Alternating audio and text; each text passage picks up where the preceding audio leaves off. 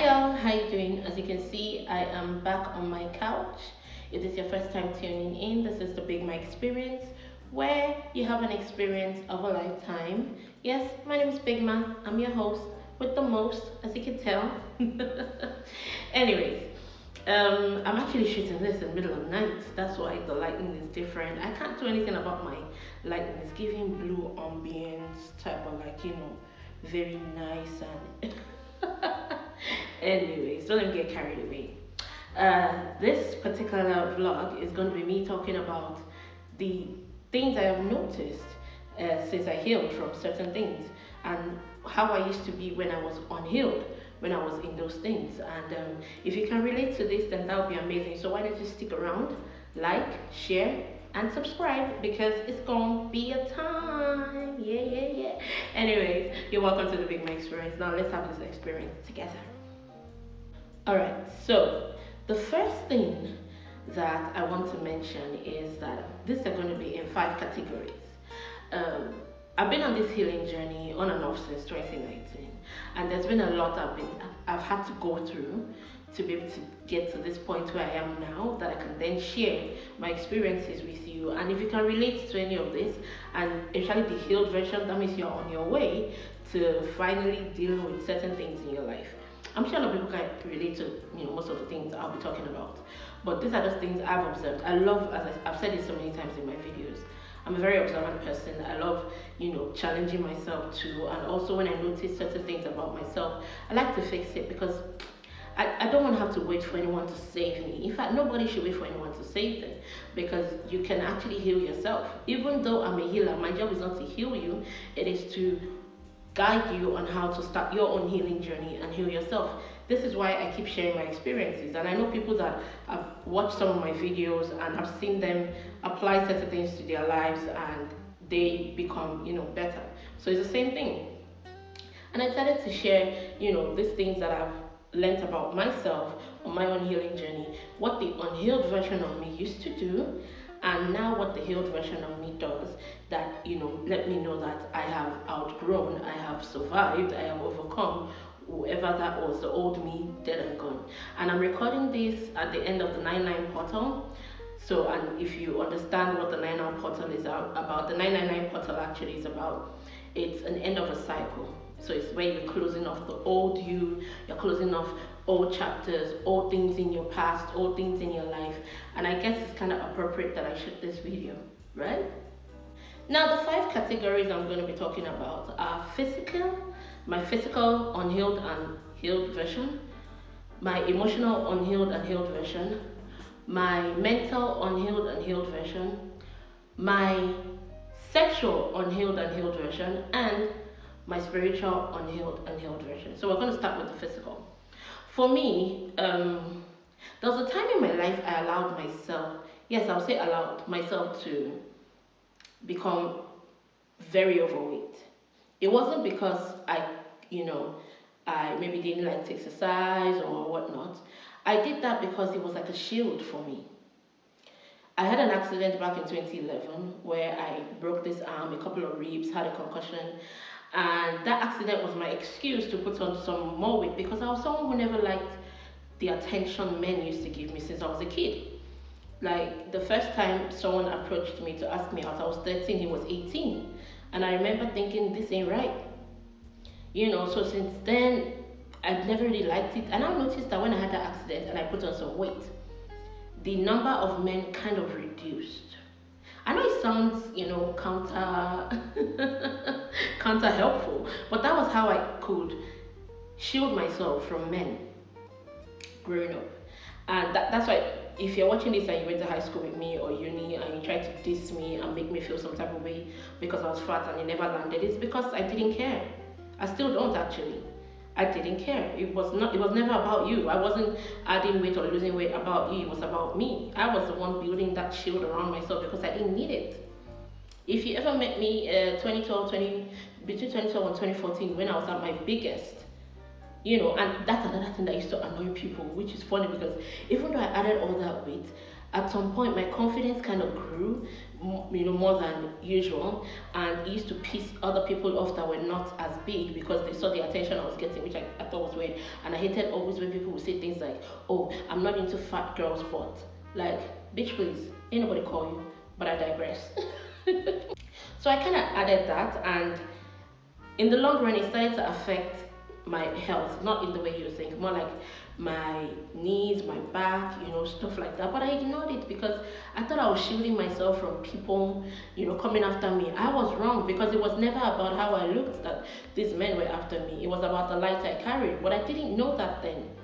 So physically, I was always dressing very drab. I never wanted to, cause anyone to like be, what's the word? I never wanted the attention. Sorry.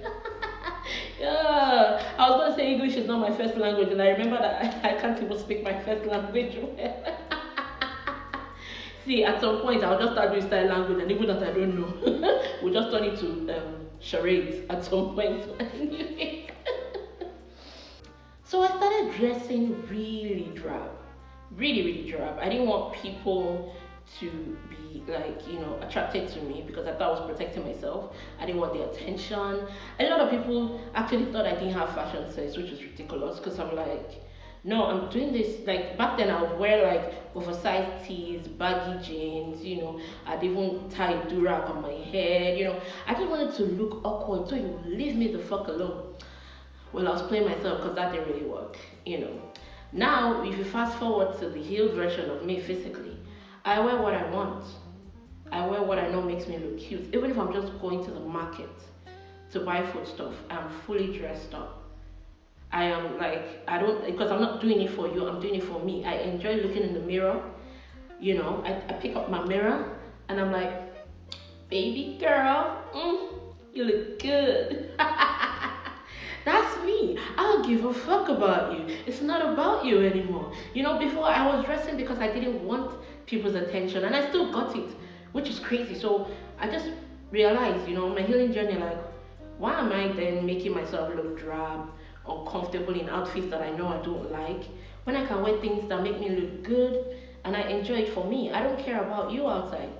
And I'm sure even, men that see me around or even wherever I am, they know that they can't catch me smiling at them or trying. If they even look at me, I have this scowl on my face, like, if you say a word.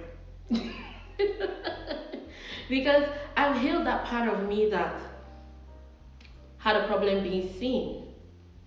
I don't know why I had that issue. It's still something I really want to dig into, like where it stemmed from. Because I'm just that person. I like to know these things so that in case if something else crops up, I can nip it in the bud before it becomes an issue. I don't know why I had an issue with being seen. I just felt like, I was better in the background, but it never happened because even when I was extra big, everybody know. I mean, it doesn't help that my name is Big Ma, but that's not why my name is Big Ma. I keep telling people, my name isn't Big Ma because I'm big. If you want to know the real reason, you can ask. But stop assuming I'm Big Ma because I'm big. I wasn't always big. In fact, when I started going by Big Ma, I was not even big. I was a size 14. I mean, I had big tatters, but that's about it. I was a size 14. I was not big. So what are you on about? But anyways, once again, I digress. I'm going to digress a lot. That's the problem. This is my show. This is my fucking vlog. If you don't like it, tune off. Anyways. That was one of the things that I, fixed up when I healed physically, because I stopped caring what anybody, thought about me. And it's always surprising when people are like, oh, you look nice. It's surprising to them, not me, because I always knew I had, a great sense of style. I just didn't care to show it off to anyone because I wasn't trying to. But now I really don't care. In 2023, I did something that I'd always dreamed of as a kid, but never had the chance to do it because I was too scared to try it out. But when I started healing, I could. I designed my first set of outfits ever. I've never done that. I got someone to sew them, and I wore them for my first music showcase in February of 2023. No, sorry, February of 2024. What year are we in? Yeah, February of 2024. But I designed them in 2023. Even then, I was still like a little bit shaky. But then 2024 came around and I followed through, and I was so proud of myself. I was like, yes, girl, that's what we're talking about. And I haven't even just started. There's still more I'm going to do. I'll probably insert maybe a picture or two of the stuffs I designed because I just felt like, just because you're plus size doesn't mean you cannot look nice. You can't look sexy. You can't look, cutesy. But a lot of people, especially when you like go clothes shopping here in Nigeria as a plus size, unless you are spending ridiculous amounts on clothes, you won't see something nice. You would see some of the most ugliest, even the ridiculous amounts ones are not even as amazing. Most people always have to either buy from Shein or some what's that other one? I've forgotten the name of that. All the ones they shall buy from in their bird. So I decided that I wanted to start making my own outfits, and I'm still going to continue because I do want to continue making my own looks, that are exclusive to me. I really don't. I'm not sure I want to do it for like commercial purpose right now, but exclusive for me, because I like to express myself in my style, and trust me, there's a lot that goes on here. I like to put out. So yeah, that wraps up the physical side of things. Now, to the emotional side of things. When I was unhealed, I never used to communicate exactly how I was feeling. Not because I didn't know how to, but because I grew up always being dismissed when I do communicate my feelings. You know, I didn't know what gaslighting was for a very long time, so that was something that used to happen to me a lot. I was gaslit a lot growing up, like from my childhood into teenagehood into adulthood. I was always being gaslit. So I just, stopped trying. Once I try to say something and the minute you try to like blow it off, oh, it's not that serious, oh, yeah, too emotional, oh, yeah, overreacting, I just shut down and I let it go. I even make an excuse for, you for what you're doing because as an empath, you can feel and see where people are coming from. It does not mean you should sacrifice yourself to make them feel better when they know exactly what they're doing. Now, I didn't know this then. I just felt, since I understand the outside, it's all well and good, and I'll take it. And I didn't know that this kept on compounding until 2020 when I had to go to rehab because I was clinically depressed. Even after I came out of rehab and I was trying to find my footing again, more people continue doing the same thing. Now, at this point, for me, it was a little bit different because I continued my healing journey and I was still trying to figure it all out. At the same time, I was still surrounded by some of the worst human beings I have ever known that I thought were friends. And then I noticed that, certain things will happen, I'll bring it up, they'll dismiss it. I'll start marking it down. Because before I just started marking it because I needed to see the pattern. I needed to understand exactly what I was dealing with. I didn't just want to jump to conclusions and say, oh, maybe I'm projecting or something. No, I needed to be sure. Even though it will take me another 2 years, 2 years shy of a couple of months, to be able to realize that I wasn't wrong. Because at the end of the day, the healed me now understands that when you have a gut feeling, that's your solar plexus warning you, either about something or someone or somewhere. But back then, I just, because I have IBS and I'm lactose intolerant, I just say, maybe it's my stomach just acting up. But now I know better. I know way better, and it has saved me so many times listening to my solar plexus because there are just some really downright evil people in this world, and they do not care. They do not care. So emotionally, I was shut off when I was unhealed. I never expressed myself, even in relationships, because it would take me a while to realize that the first person I ever dated was a narcissist. Like a textbook narcissist. Imagine you actually going on your first date with your first boyfriend. Now keep in mind this is someone that toasted me, chased me for 2 years. See, I've had to learn that lesson a couple of times that if a guy is on your case for years and your first instinct is that you don't like that person or you're not sure, that's your answer right there. Do not think that persistence or consistency is then, coming over and over. If you don't feel it, you don't feel it. If it didn't dare, it didn't dare. But I will learn that the hard way because I remember that I gave in to his toasting because an older uncle at that time that I used to have a crush on. I say older, it's not like it was that old. I was in my early 20s, he was in his 30s, and I used to have a crush on him. He was so tall, so cute.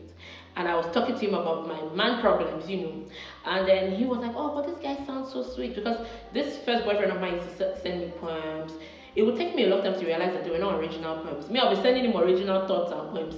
Ashe Were is going to go and buy, if you were born a millennial, you were born like in the 90s, 80s, you remember those books that you buy in traffic or at the bus park that has like lyrics in them. Then at the back they used to have like SMS messages you can send that are sweet. All those um, all those poems, roses are red, violets are blue, all those kind of things.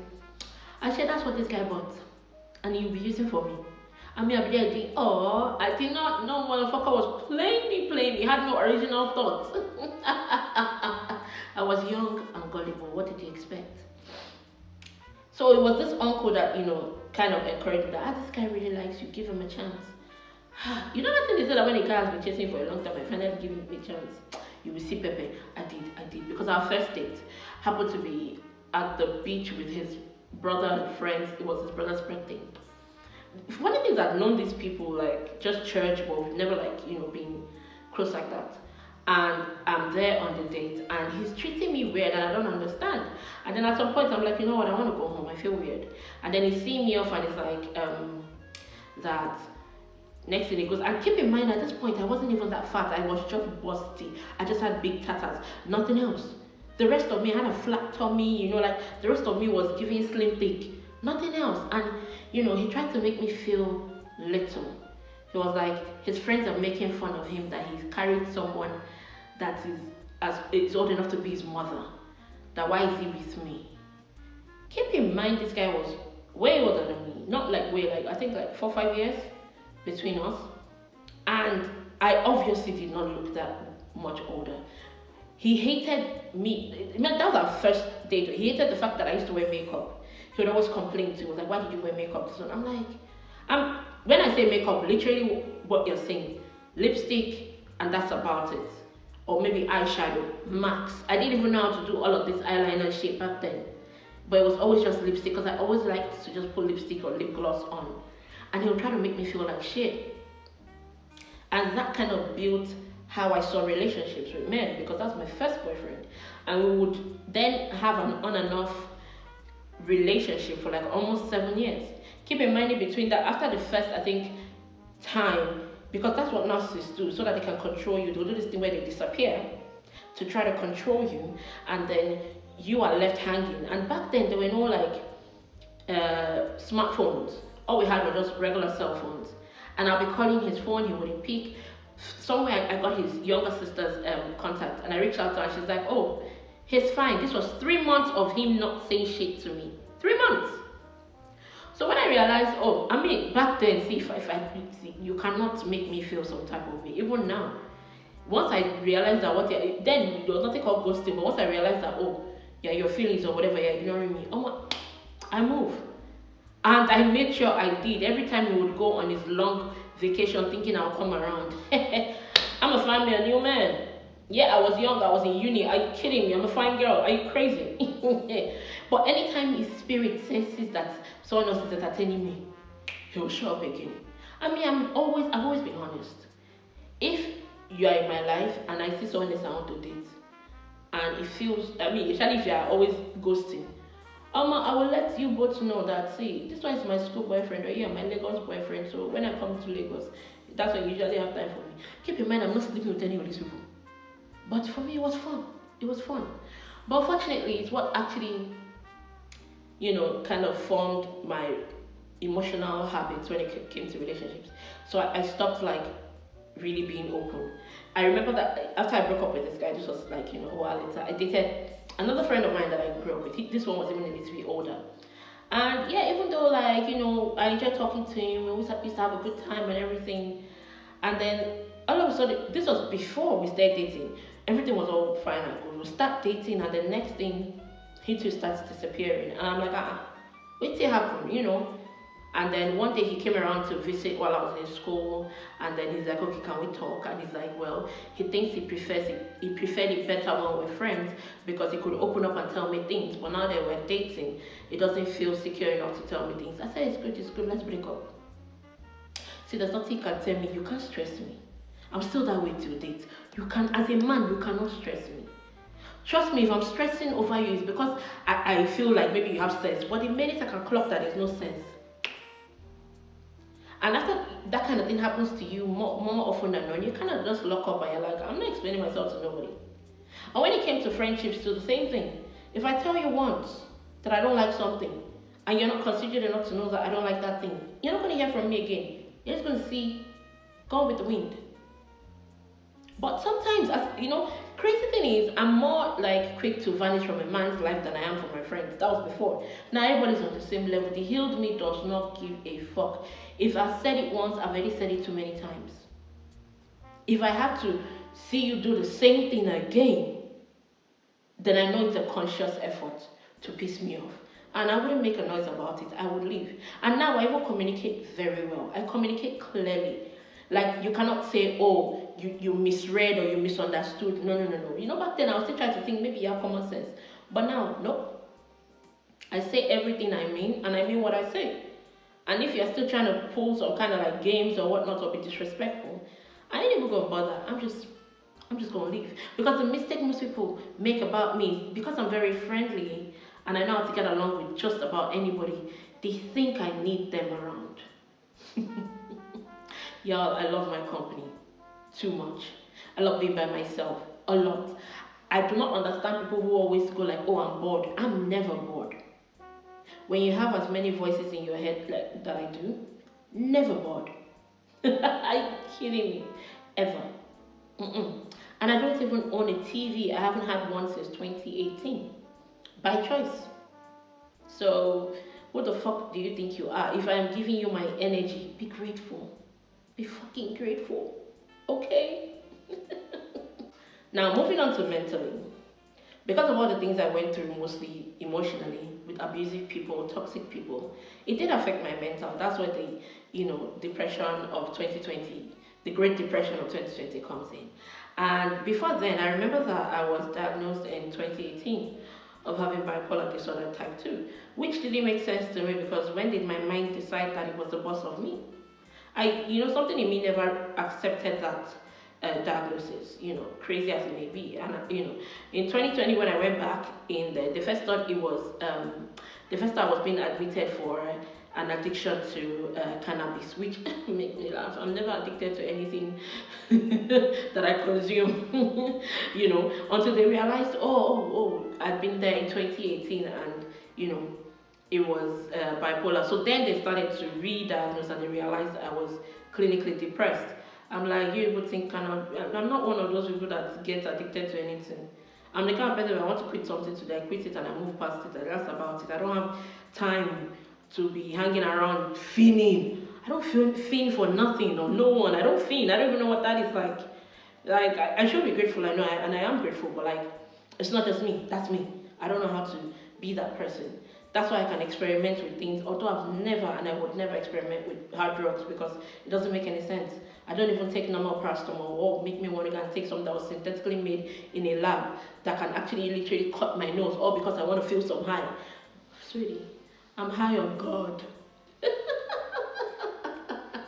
So this really affected my mental and all the abuse I went through, right from childhood into adulthood and all of that. The accumulated abuse definitely messed with my mental. And the unhealed version of me used to lash out. I used to crash out. When I say crash out, ooh. But I never did anything so crazy where I would hurt somebody, like physically. But properties, probably. And one thing about me is when I used to be in my crash out mode, I used to get a little bit devious. Like, I'm the kind of person that when I'm angry, I'm very calculating. When I'm angry, I'm very calculating. It's not one of those things where in fact, the only time I used to not know what I'm doing is when I'm in shock. But when I'm angry, ooh, yeah, I'm very like, it's not fun. And people are always shocked by that side of me because, they see me as gullible, soft, naive, So they never see that other side. They hardly see that other side of me. It only comes out when I'm at like my wit's end. And not everybody gets to see it. Some people may have just seen like a sliver of it and no, that's not it. Those that have witnessed it, they know. They know. And unhealed me, ooh, you cannot calm her down. She has to do what's inside her heart of hearts before she can calm down. Without any regrets. None whatsoever. To date. So anything I ever did, if you think I was sorry, no I wasn't. Because I thought about it long and hard. In that moment. In that moment. And I carried it out. That was the unhealed version of me. Now the healed version of me. Mentally. I've said this before. I think I said it in one of my videos. I'll say it again. I can get any psychologist, psychiatrist, whatever. Let them sit me down, diagnose me. They will see that there's no trace of bipolar left in me. There's none whatsoever. Because I sat down one day during my healing journey and I said I'm going to heal my mind. Since my mind cannot control me, I control it. Then I'm going to tell that bitch what to do. And that bitch listened. Oh, she listened. I know how to center myself. I know how to keep myself grounded. When I feel a little overwhelmed, I just meditate. I get back to my center. I am good. I have not crashed out. In fact, the last time I had like a semi-crash out, which can't really be called a crash out. I was creative with it. I made music. I made music. One day I might drop it. One day, because it was really dope. I was so proud of myself. Like I was pissed, but I channeled that energy into something very creative. And I'm like, oh wow, I don't get that to that point anymore where I lose my mind, and that's because I did the inner work, the healing, and I'm glad that this healed version of me knows how to center herself and ground herself because people will still test you. People will fucking test you. It even gets worse when you're healing and you're getting closer to God. They will test you every fucking day. So that's why you need to be able to understand yourself so that you don't give anyone that power. Because if you're easily angered, if you're easily, moved, if you're easily messed with, then you're giving your control to these people. You don't do that. You have to remember who owns the control. You. Nobody else can control you. They can try. Oh, they can try. But you have all the control. You do. Now, when it comes to sexually, I know my mom's going to watch this, but hey, fuck it, we're adults here. When it comes to sexually, unhealed version of me, oh god. You know what they call a whole phase? I went through one of that between 2017 and 2019. I can't say I am not proud, neither can I say I am proud. So let's just say I'm indifferent about who I was during that period. That was when Susie Sescapade was born. If you know, you know. And okay, so I was someone that I've always been a prude. When I was really younger and I still had like a closer relationship with God, you like, what the fuck are you? You can't.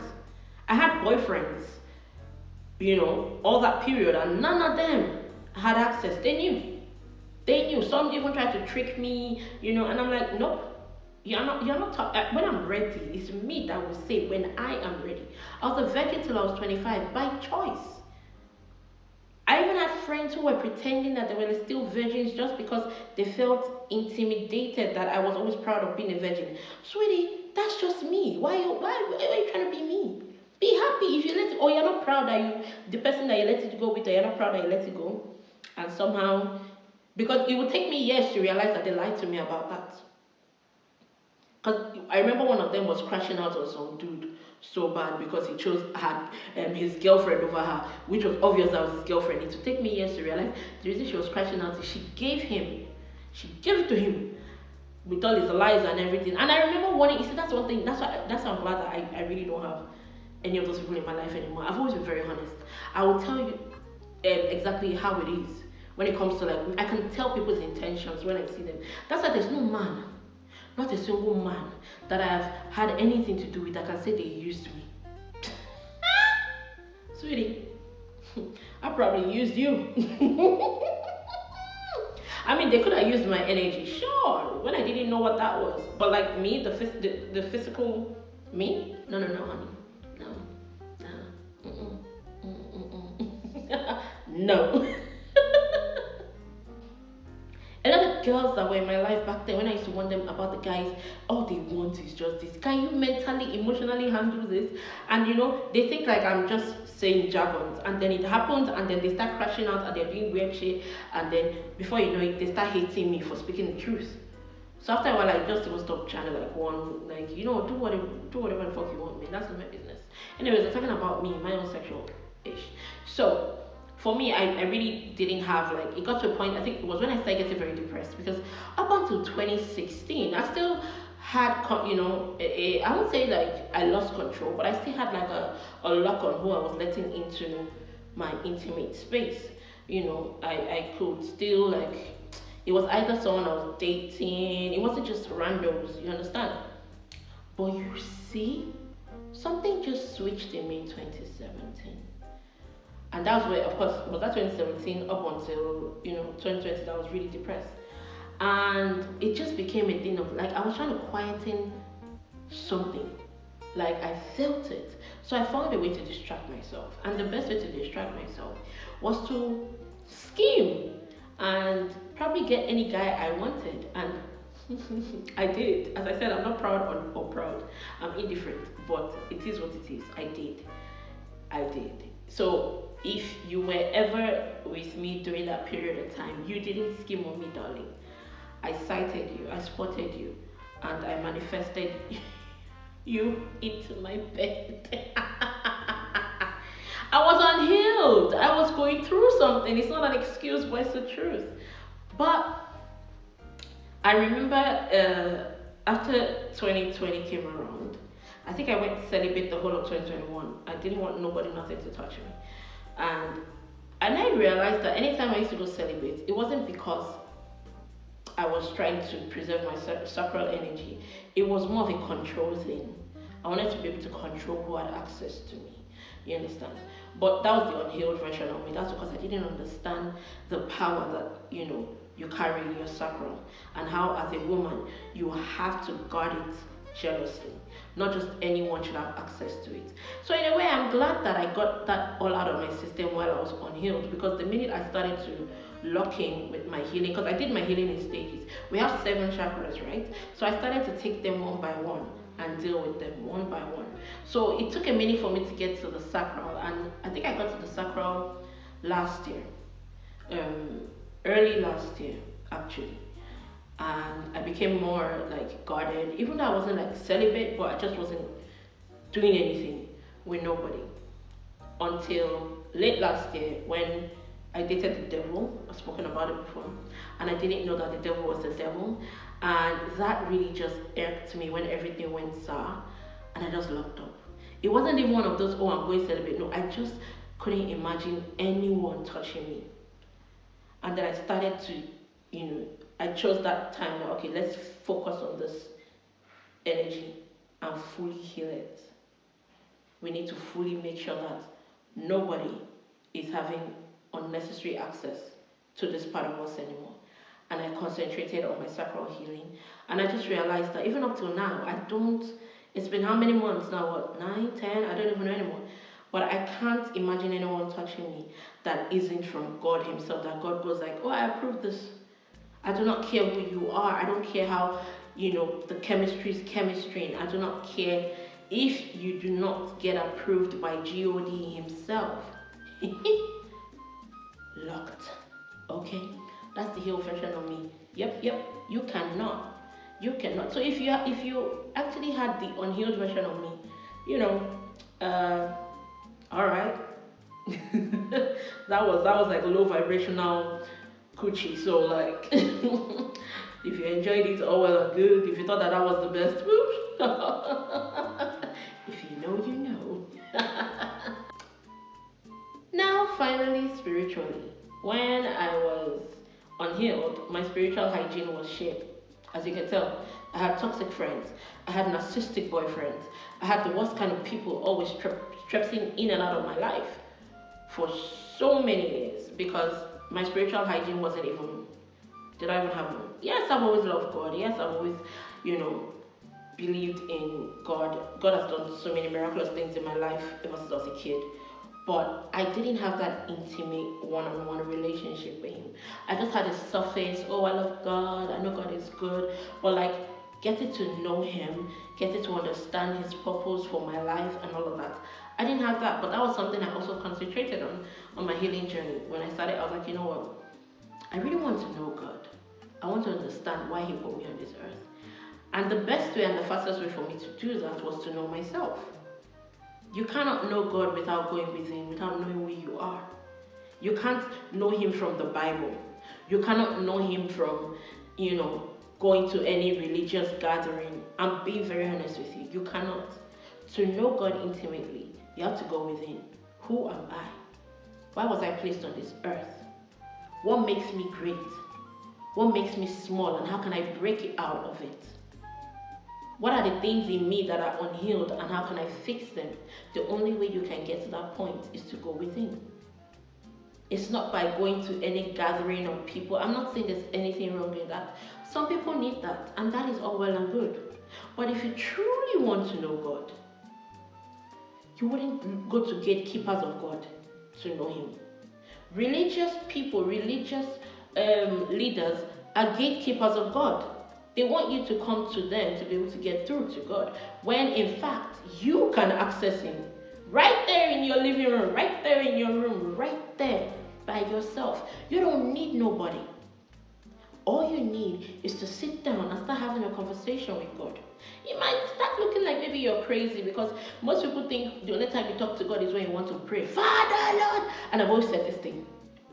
It never made sense to me growing up that you want to talk to God to ask for something and you're screaming at him. Do you scream at your earthly father or mother when you need something from them? Or is it that when your voice is the softest, it's the mildest, because you want them to understand that you're not being disrespectful? But for some reason, there's a particular religion that likes to scream at God and say that they're praying to him. Is he deaf? Even the Bible talks about God speaking in his still small voice. He's not shouting at you when he speaks to you. Why the fuck are you trying to remove his poor eardrums? I'm just saying. And that's because you are listening to gatekeepers of God when you can actually access him yourself. That's what I learned on my spiritual journey. I realized that the reason why I felt disconnected and I was so depressed it's because I didn't know who I was. I had become different versions the society told me to be, family told me to be, friends wanted me to be, and I lost myself. I had no identity, and the only way I could find myself was to go back within, and in going within, I found God. Now I have a relationship with him that makes me so happy. It's the best thing I've ever done. Like, I'm not even joking. My mom calls the Holy Spirit a snitch. And yes, because when you get close to God, so many things that used to be so evasive become second nature, because you have your intuition on point, your spirit of discernment on point. And when you listen to the Holy Spirit will never ever direct you wrong.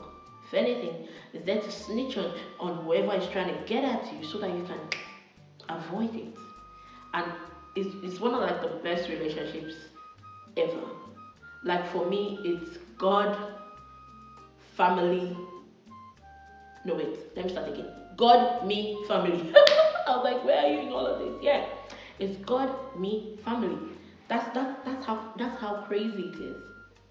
And I would never ever take back or rewind or change anything about my journey up till today, because if I didn't go through all that bullshit, if I didn't go through all these toxic people, these devilish motherfuckers, I wouldn't have found this me that is at peace always, knowing that God has my back. That's why I share these experiences, because it's not just about me yapping and talking about my story, but it's also letting you know that you too can have this relationship. You too can feel this way in your own way. It doesn't have to be what I did you have to do. No. Find your own path. Follow that path.